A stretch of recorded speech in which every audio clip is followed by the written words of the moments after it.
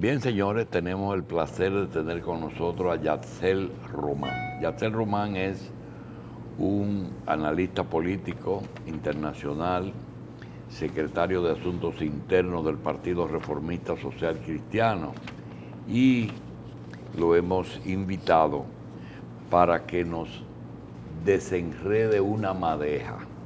Y se trata de por qué en América Latina están sucediendo tantas cosas extrañas como, por ejemplo, el que la izquierda llega al poder y no puede retener el poder aún siendo gobiernos buenos, pero de buenas a primeras la corrupción es la primera acusación que se le hace. Segundo, ¿por qué Estados Unidos de nuevo trata de tener hegemonía en América Latina, pero no haciendo ningún tipo de acción para mejorar nuestros pueblos, sino eliminando competencia? Donde no hacen lo que le dicen, ellos van y desbaratan la reunión. Venezuela, Nicaragua, Brasil, Argentina, Bolivia, Ecuador, Argentina Perú, también. Argentina y algunos lugares en que para nosotros fueron lugares casi oasis de la política y de la como fue el caso de Uruguay, que fue interrumpido por el tema de los tupamaros, Chile, que mantiene ese liderato, y Costa Rica, que hoy cuenta con más problemas económicos y sociales que nosotros. Costa Rica, no hablo de Salvador, hablo de Costa Rica. De modo que nosotros hemos invitado a Yatsel para que nos diga por qué nosotros no nos reconocemos que estamos mal, pero estamos mejor que mucha gente que estaba mejor que nosotros. Lo primero que tengo que decir es que para mí siempre es un altísimo honor estar en este programa, que es uno de los de mayor tradición, orientando al pueblo dominicano con los principales temas. Y desde luego, América Latina está viviendo un gran momento de cambio, como ha tocado en distintos momentos. Por ejemplo, recordaremos que en los años 80 la ola principal era la democratizadora. La mayoría de los países de la región comenzaron a tener elecciones y de ahí en adelante han tenido gobiernos surgidos de las urnas. Eso fue con gran entusiasmo en la mayoría de los países, pero ya hoy en día lo que estamos viendo es un electorado mucho más difícil de complacer. Incluso gobiernos muy exitosos en lo macroeconómico, como usted menciona, han visto sus índices de popularidad caer incluso por debajo de lo que sería el equivalente al ITEVIS. Eso es un chiste que se menciona mucho. Uno, por ejemplo, ve Colombia, donde el impuesto al valor agregado es de 18% y la popularidad del presidente saliente, Juan Manuel Santos, es de 14%. Entonces uno se pregunta, ¿pero qué es lo que está pasando? ¿Cuál está siendo el fracaso, diría uno, de estos gobiernos? Y es que precisamente la dinámica del discurso político, del debate político, se ha ido transformando. Si bien anteriormente no tenía esos partidos enormes que aún en momentos de crisis podían mantener por lo menos un tercio del electorado, ya hoy en día la gente puede cambiar de uno a otro con muchísima más libertad de lo que pasaba en tiempos anteriores, porque ya esa identificación con un logo, con una historia, con unas siglas, con un himno, eso ha ido disminuyendo sin excepción en todos los países de América Latina. Incluso hemos visto como países, al caso de Costa Rica, que usted mencionaba, que tenía una partidocracia compuesta por un bipartidismo muy fuerte, como el Partido de Liberación Nacional y el Partido Social Cristiano, hoy en día tiene una tal atomización que alrededor de 9 partidos fueron los que compitieron con posibilidad de ganar en las elecciones de este año. Precisamente, no se trata tanto de la izquierda o la derecha, porque lo que hemos visto es que en países donde la hegemonía reciente había sido de izquierda, eso ha ido desapareciendo. Por ejemplo, en Chile, hoy en día gobierna Sebastián Piñera. En Colombia, que nunca ha sido un país muy tirado a la izquierda, pero más o menos en el centro, ahora giró a la derecha con Iván Duque, representante de Álvaro Uribe. Pero también entonces en México, que desde 1982, con Miguel de la Madrid, había tenido gobiernos de línea centro-derechista, ahora giró a algo que yo no diría que es muy ideológico, porque Andrés Manuel López Obrador no es alguien que te pueda, por ejemplo, citar filosofía política, pero sí tiene un factor político más cercano a la izquierda. Entonces es un tema de desplazar a lo que está, porque la gente hoy en día, con todas las ansiedades, fruto de los cambios económicos que se están dando de manera más acelerada en uno y otro, quiere algo distinto, quiere algo diferente. Y por eso digo que no se trata del tema ideológico, porque por ejemplo Uruguay, que tiene gobiernos de centro-izquierda, pero una centro-izquierda muy moderada, con Tabaré Vázquez, ya este es el tercer periodo consecutivo que lleva el Frente Amplio, y uno no escucha este tipo de crisis, como si escucha, por ejemplo, en Nicaragua, que Daniel Ortega, alguien que conoce muy bien la República Dominicana, ha venido en varias ocasiones, como han visitado también la mayoría de expresidentes nicaragüenses. Recordaremos que en este mismo programa en varias ocasiones estuvo el expresidente Arnoldo Alemán y demás. Su crisis no es siquiera económica. Tiene un factor, pero se trata principalmente de que él había desarticulado a toda la oposición, y al encontrar un hueco para arengar a las masas populares en contra de este gobierno que había tenido mayor estabilidad desde el año 2007, entonces esto estalla de manera bastante notable. Entonces no es algo siquiera de si Estados Unidos esté ahí tan metido, porque hemos visto incluso organismos de la centroizquierda condenando lo que sucede en ese país. Pero hay algo que sí necesitamos tomar en cuenta, que usted mencionaba de Estados Unidos queriendo nuevamente tener una incidencia notable en nuestra región. En los últimos 2 gobiernos hubo una crítica muy fuerte a lo que decían era el abandono de Estados Unidos hacia su patio trasero, que es como llaman, ya sea de manera despectiva o no despectiva. Si uno ve las inversiones de Estados Unidos en Latinoamérica y en el arco de las Antillas, te das cuenta que es un abandono total. Hacia eso voy. Sí. Principalmente en el gobierno de Barack Obama, pero en el gobierno de George W. Bush, que sí intentó mantener una relación con América Latina. Recordaremos que ahí fue que se negoció el DERECAFTA. Él quería la zona de libre comercio de las Américas y demás, y fue un presidente que visitó varias veces a América Latina. Él habla español de manera fluida, pero con sus prioridades. Obviamente, en la guerra contra el terrorismo, ya América Latina no estaba teniendo la atención que, por ejemplo, recibían los gobiernos de Ronald Reagan, de George H.W. Bush y demás, y en el gobierno de Barack Obama ni se diga. Entonces, esa ausencia la aprovechó un gran actor político y económico y cultural como lo es China, no tanto en nuestro país de manera específica, tomando en cuenta el hecho de que es muy recientemente que tenemos relaciones con ellos, pero en lo que se refiere a Sudamérica, China tuvo una penetración espectacular y demás. Entonces Estados Unidos, si bien ellos tienen relaciones con China, porque no es que ellos tengan relación con Taiwán, pero han aumentado ese antagonismo económico contra el gigante asiático, y hemos visto entonces la declaratoria de la guerra comercial y demás. Justin, con lo de la forma actual, me resulta interesante lo que dices con respecto a el aumento en el nivel de exigencia de los electores. Así es. Pero ¿no tiene eso quizás que ver de alguna manera con lo que le llaman la antipolítica? Es decir, el surgimiento del acceso al poder de gente que precisamente llega hasta ahí por no parecerse tanto a los políticos tradicionales. Efectivamente, pero la antipolítica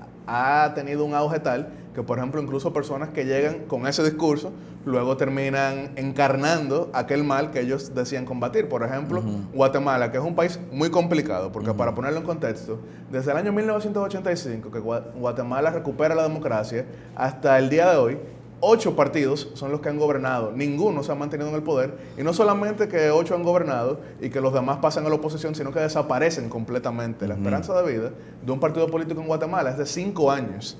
Pero, por ejemplo, hoy en día tenemos al presidente Jimmy Morales, que viene de la comedia, un cómico. No lo digo de manera despectiva, eso es legítimo, pero esa era su actividad. Un cómico que tiene una impopularidad que ronda el 87%, y él llegó siendo supuestamente el salvador contra la clase política tradicional. Y es que ese es un discurso muy complicado, porque uno no puede sencillamente seguir tirando leña hacia ese fuego del descontento nacional, porque en un momento se te revierte. En un momento, la antipolítica es una política. Efectivamente, pero eso puede ser un buen discurso opositor, pero no puede ser la base de lo que te lleva el gobierno, porque obviamente con esas exigencias casi que imposibles de cumplir, a menos que uno tenga el petróleo en $150, pero ese es otro tema. Con esas exigencias, eso es sencillamente tú apuntar los cañones en tu contra. Y hay un caso en Brasil que tiene elecciones este año y en una situación muy crítica, porque Brasil vio la caída de una presidenta, el encarcelamiento de otro, el arresto de una buena parte de la cúpula congresual, y entonces ha habido un auge de un candidato outsider que reivindica la dictadura militar, que habla de fusilamientos y habla incluso de volver a establecer un régimen de fuerza.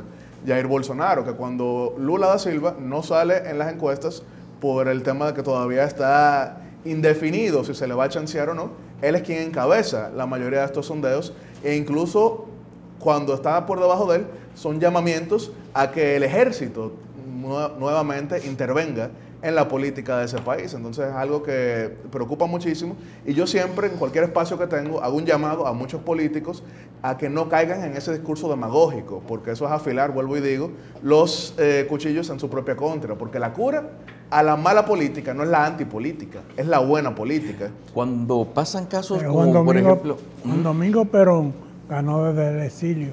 Sí, efectivamente. Desde el exilio. Juan Domingo Perón, que tuvo un contexto muy favorable, porque en aquella época que no era tan televisado todo lo que se refería al discurso político, aquel líder del peronismo podía decir, si estábamos aquí en una reunión, algo completamente de izquierda, pero luego iba a otra reunión y decía algo completamente de derecha. Si uno, por ejemplo, lee la carta que le envía Juan Domingo Perón a Joaquín Balaguer cuando funda el Partido Reformista, y usted ve que él lo que le recomienda es precisamente eso. Nunca deje que la gente sepa específicamente lo que piensa y sea lo más enigmático posible. Ya eso hoy en día es un poquito más... Lo que él vivió aquí, un poco más complicado. Conocía la realidad de la República Dominicana. De hecho, Juan Domingo Perón, de la mayoría de presidentes caídos que luego residieron en la República Dominicana, fue el único que contó con cierta simpatía de Trujillo, porque Pérez Jiménez, Rojas Pinilla, ni se diga Batista, la mayoría fue un rechazo de parte de Trujillo.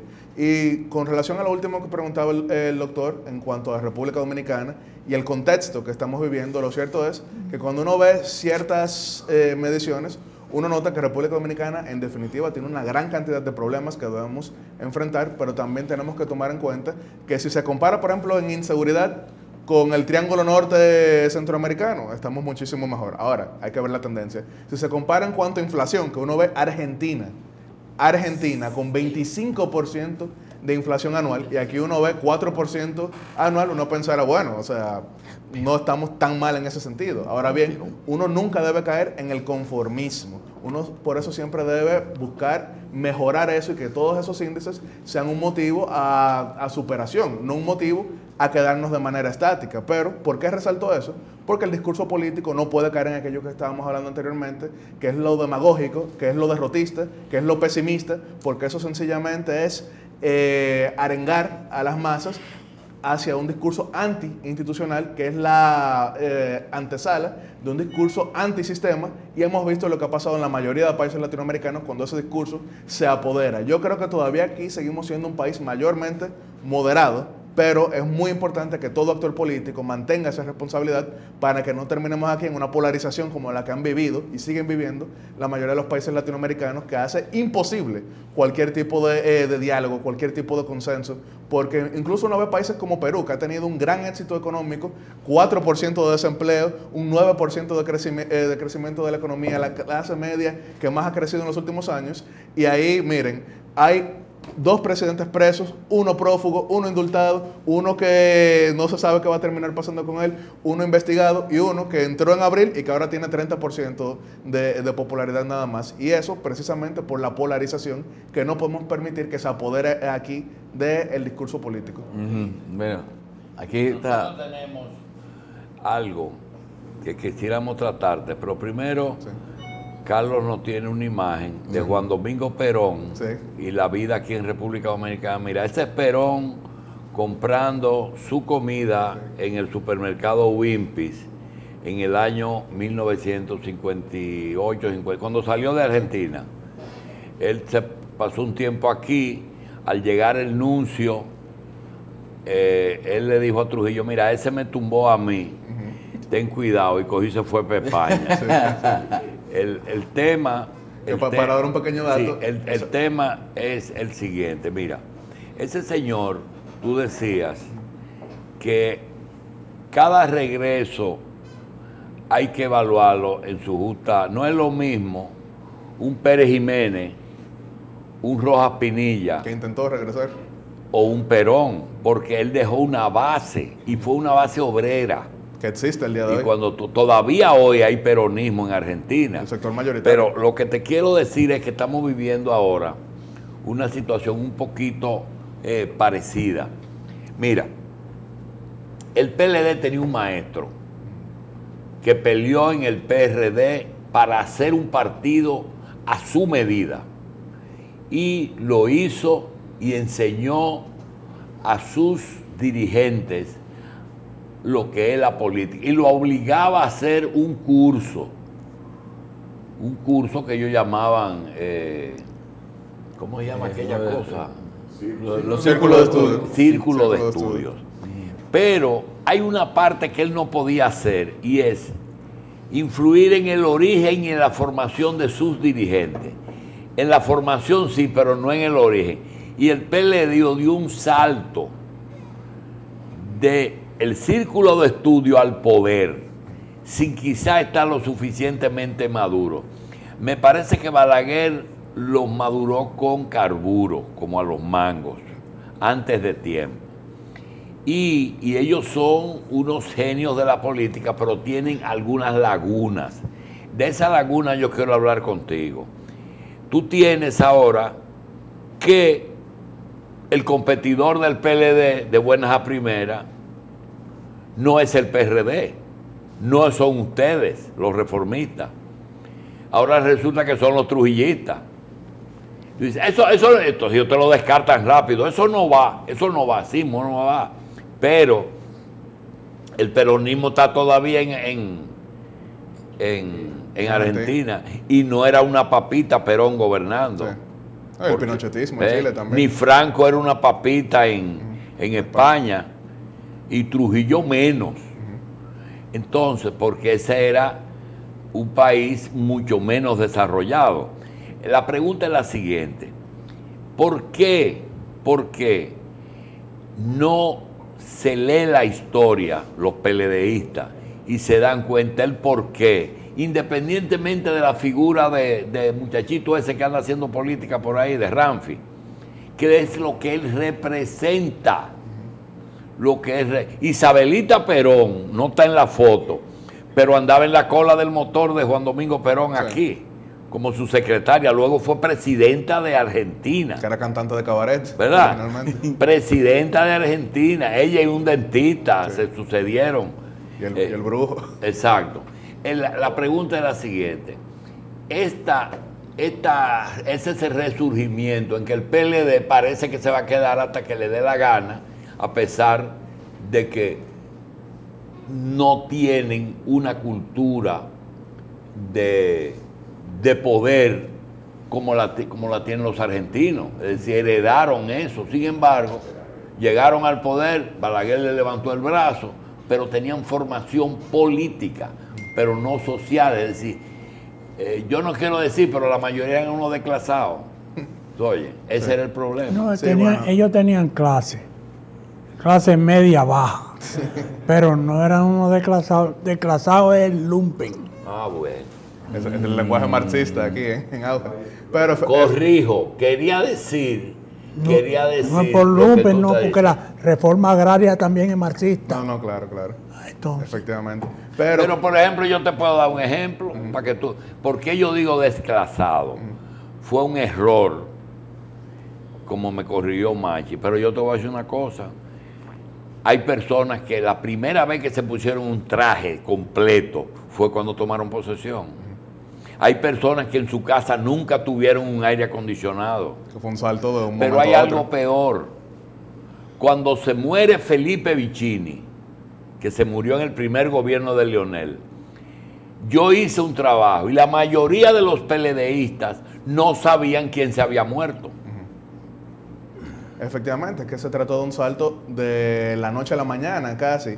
Incluso en aquel discurso del 2 de junio del 96, cuando el doctor Leonel Fernández hacía aquella símil entre Rebelión en la Granja de George Orwell y aquellos cerdos en comparación al PRD, que él consideraba que esa historia era la que mejor describía los gobiernos de los 80, fue casi que irónico porque terminó definiendo en gran parte a su sector político, que de ser el sector que encarnaba el antisistema, terminó volviéndose la encarnación misma del sistema. Pero usted menciona algo que yo he tratado bastante en varios otros foros, que es la base social que dejan algunos gobiernos de fuerza o prolongados en gran parte de América Latina. En varios países esta historia se ha repetido, porque por ejemplo, si bien Juan Domingo Perón no pudiera considerarse un gobierno de fuerza, sí fue un gobierno que trascendía lo que eran las instituciones gubernamentales, y hoy en día, en el año 2018, para ponerlo en contexto, Perón falleció en el 73. Y todavía hoy en día el peronismo es la principal fuerza política, muy dividida porque hay una gran cantidad de partidos peronistas, pero cuando uno lo suma,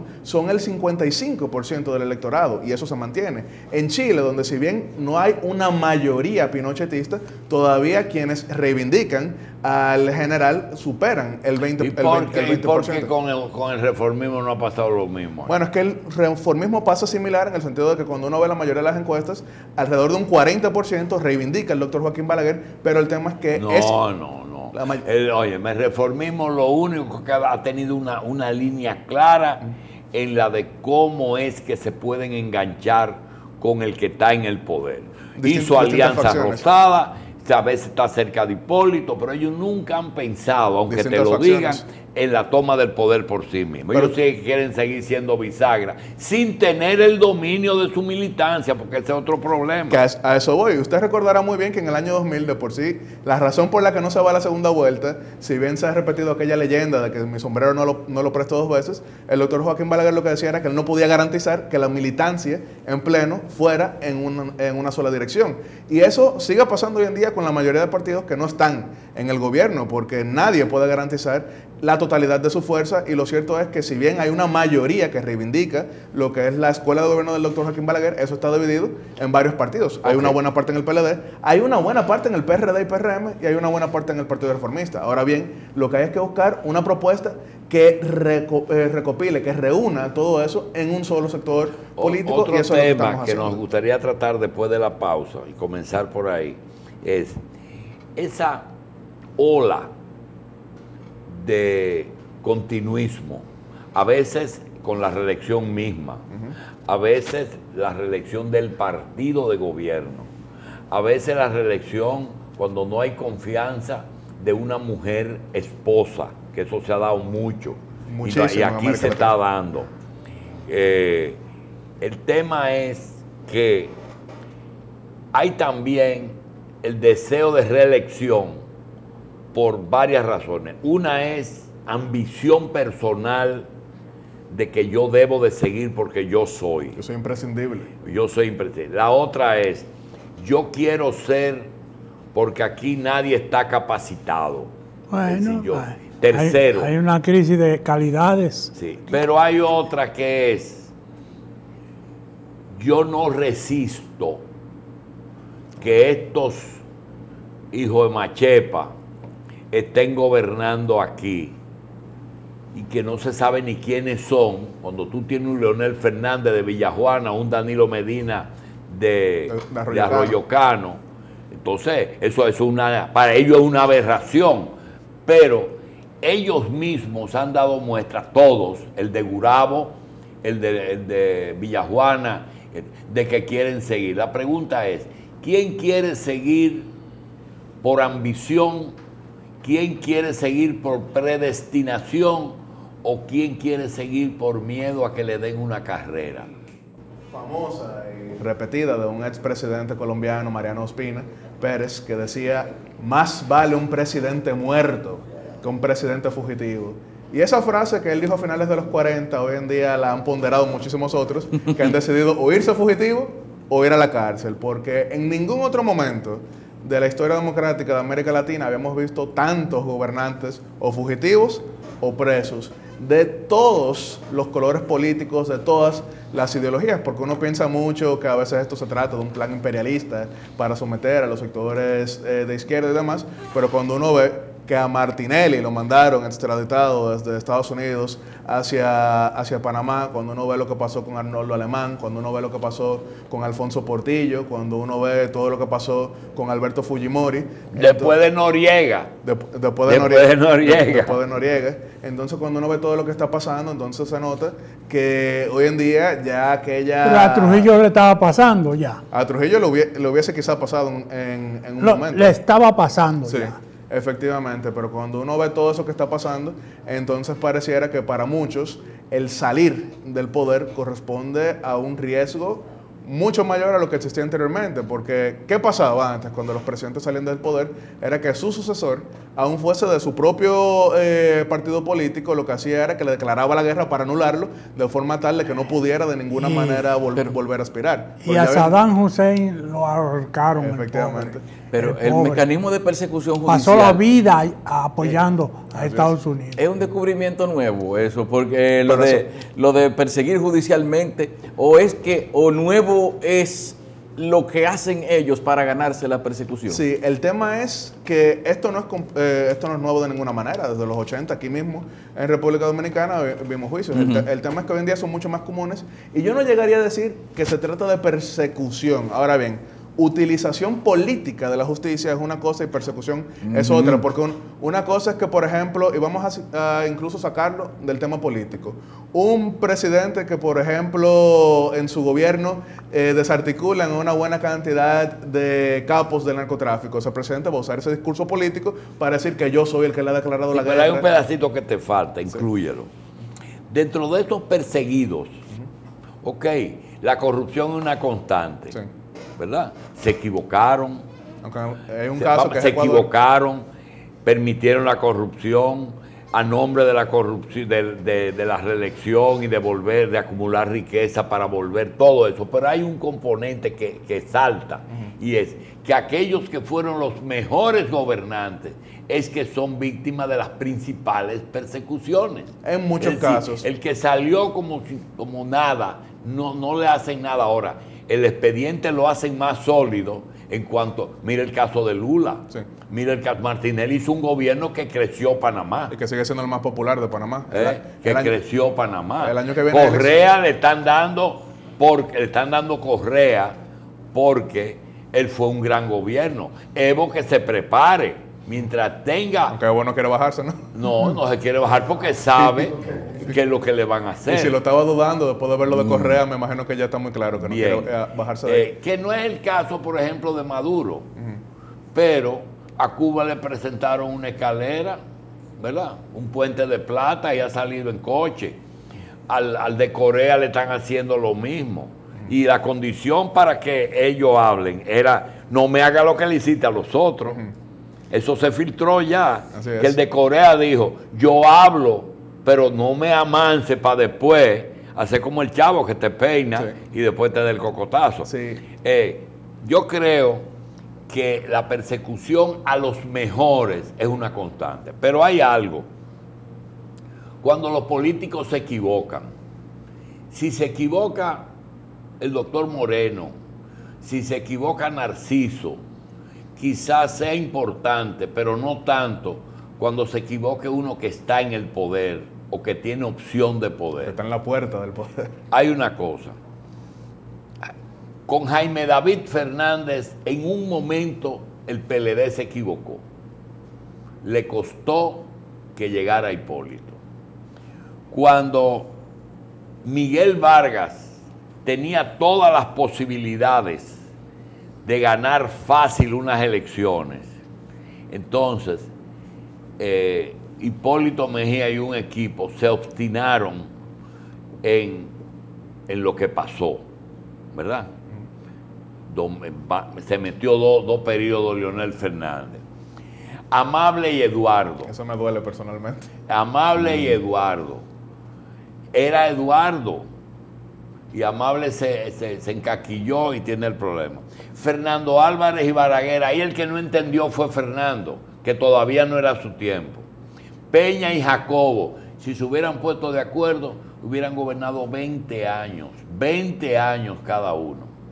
Y ahora estamos viviendo lo mismo, Yatzel, el tema de Leonel y Danilo. ¿Por qué ellos no entienden que Leonel no puede seguir obstinado de que si Balaguer 22, él 12, ¿por qué Danilo no 12? Pero eso está dependiendo de una negociación entre ellos. ¿Verdad? No, no hay nada.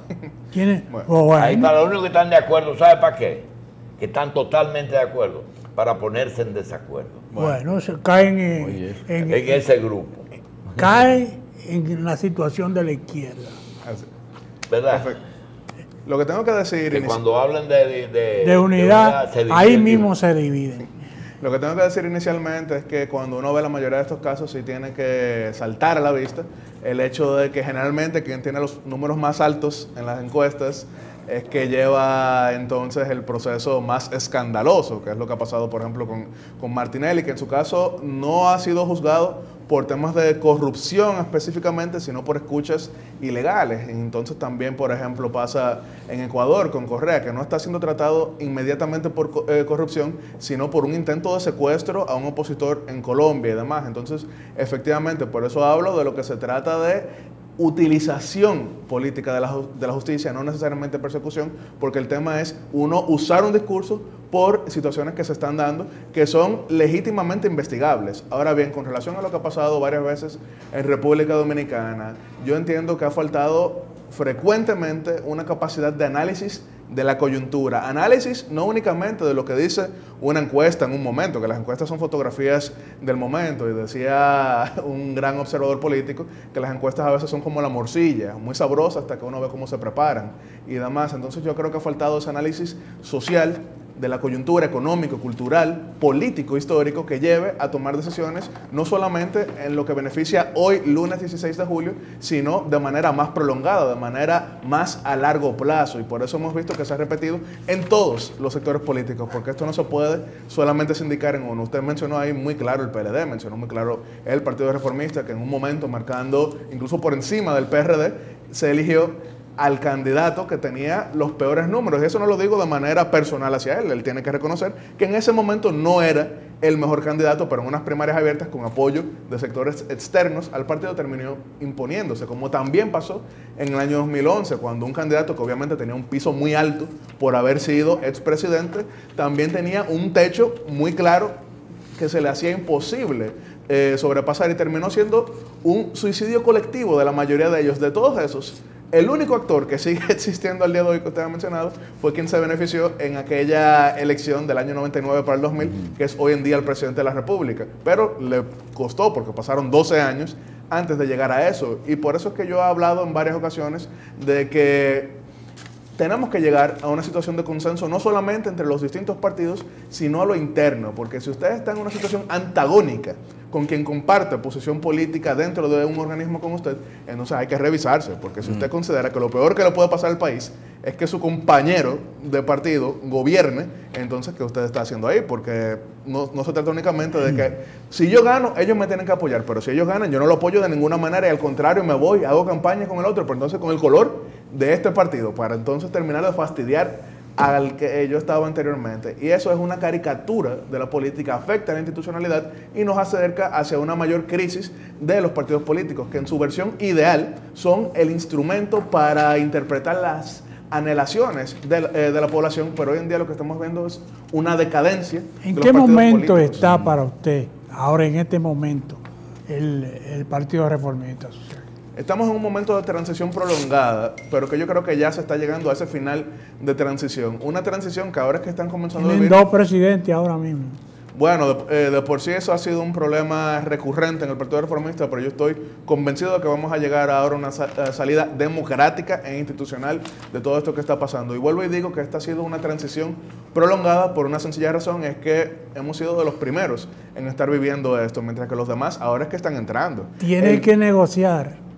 La negociación es parte del arte de la política. Yo entiendo que el sector que tradicionalmente mejor llevó a cabo las negociaciones, tanto a lo interno como hacia lo externo, porque salíamos ganando la mayoría de negociaciones, obviamente tiene todo para hacer una negociación a lo interno, pero una negociación en base a la institucionalidad, en base a la democracia y en base a los valores que dan razón de ser al Partido Reformista, no solamente a que sea una institución que se vuelva, como muchas otras, un mero feudo personal, grupal o como usted quiera. Y yo creo que esa negociación se va a dar. Ahora bien, vuelvo y resalto, el Partido de la Liberación Dominicana, que hoy está en el gobierno, maneja el presupuesto y maneja la mayoría de instituciones gubernamentales. Esa sí tiene una situación que recibe algún tipo de alivio por manejar el capital, pero que vemos que su situación es incluso más antagónica que otros. Sí, porque hablábamos en varias ocasiones de Franklin Almeida, por poner un ejemplo, miembro del comité político. ¿Usted se imagina a mí, por ejemplo, como opositor del Partido Reformista, hablando del gobierno como habla Franklin Almeida, de Danilo Medina? Yo no me atrevo. ¿Usted se imagina a los PRMistas hablando del gobierno como hablan algunos analistas? Si se tienen odio, si se tienen odio, va a ser fatal. Va a ser fatal. Hablábamos al principio de su intervención sobre Nicaragua, sí. Y me surge la pregunta, ¿qué le está haciendo más daño o qué ha contribuido más a la inestabilidad de este país actualmente? ¿El prolongado ejercicio del poder de Ortega o el hecho de que haya desmembrado la oposición? Bueno, hay que tomar varias cosas en cuenta. Mañana se cumplen 39 años de la primera vez que Daniel Ortega llegó al poder. 39 años de la revolución que derrocó a Somoza. Y entonces, obviamente, él ha sido la cara de gran parte de la tradición política en ese país, dígase en gobierno, tanto con la Junta de Reconstrucción. Pero asúmelo todo, porque 40 años de los Somoza. Sí, no, claro. Hay que incorporarlo. Sí, van a ser 22 años. Y después... La bandera, pero yo tengo que hablar.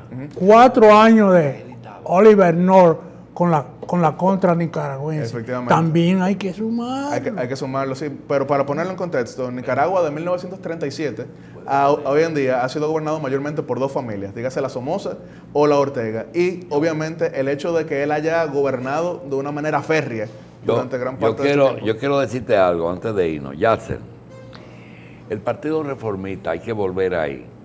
¿Cuál es el futuro? Tú dices, caramba, mientras ese partido, su futuro lo decidan personas que no tienen hoy día posibilidad de resolver el problema, es decir, los actores no tienen en sus manos. Te voy a poner 2 ejemplos. En el pleito de Antún y Jacín, Josecito y Quique, ese problema nada más lo resuelven 3 personas, sin ellos, La mamá de Quique, que tiene una influencia. La mamá de Quique, el doctor Musa en San Pedro de Macorís, que es primo de los dos, y quien os habla. Entonces, ninguno de ellos tiene, y tenemos la fórmula. Pero usted ha intentado. Usted ha intentado. Y ahí voy, sí, quien os habla, yo. Pues vamos a comprometernos ahora. No te comprometas porque ellos se oponen. Y segundo, Danilo, Leonel e Hipólito, con los 3 pedazos que ellos tienen de ustedes. Entonces es imposible pensar que con tanta gente que no están dentro de la mecánica partidaria sean los que tengan la decisión para resolver ese problema. No es posible que ellos... Sin embargo, la fórmula es sencilla. Óyeme, dividiendo no se gana. Así es. No hay ninguna forma que una parte sea mayor que el todo. No se ha podido descubrir eso. Y los reformistas están empeñados en ese asunto. Tú has oído alguna vez a alguien que ha ido a donde Bello Andino, donde Balaguer, o donde esa gente que eran cercanos de Balaguer, a pedirle ayuda o consejo? Ninguno. Porque no quieren nada con Balaguer. Ellos creen que son líderes ellos. Ellos creen que son líderes. Y te voy a decir una cosa, ya el liderato hace mucho que se acabó aquí. Sí, por eso yo en varias ocasiones he mencionado, incluso en esta misma entrevista, que aquello de un liderato mesiánico, un liderato organizacional, de que haya un grupo de personas que voten específicamente porque ven un color ahí de frente, eso quizás no se ha acabado de manera total, pero ya eso no va a ser... Te quiero hacer dos preguntas. No va a ser tan Uno determinante. es la fecha de nacimiento de uno y otra es la fecha de entrar en actividad consciente de la política. En el caso tuyo, ¿cuál es tu fecha de nacimiento? 9 de septiembre del año 1990. No, en él 1990. ya Danilo Medina Era había diputado. sido electo diputado en 2 ocasiones. Oye bien, a partir de 3 elecciones que tuvo en la Cámara y de La presencia de la 6 Cámara en el años de 94. ministro de la Presidencia, de presidente de la Cámara de Diputados, de presidente de la República, usted tiene que, ya ese es un viejo de la política, al lado de usted, ¿verdad? 90, estamos hablando del 90. En el 90, Balaguer engañó a Juan Bosch. ¿Usted se acuerda? No se Bueno, acuerda. porque- Jimmy Carter dijo lo contrario en su reporte. Balaguer negoció 2 veces con el PRD. 2 veces. Sí. El PRD lo declaró ganador al otro día. Tú has tenido que leer mucho para tal día. No, pero Jimmy Carter en su informe que está en internet hoy en día decía lo contrario.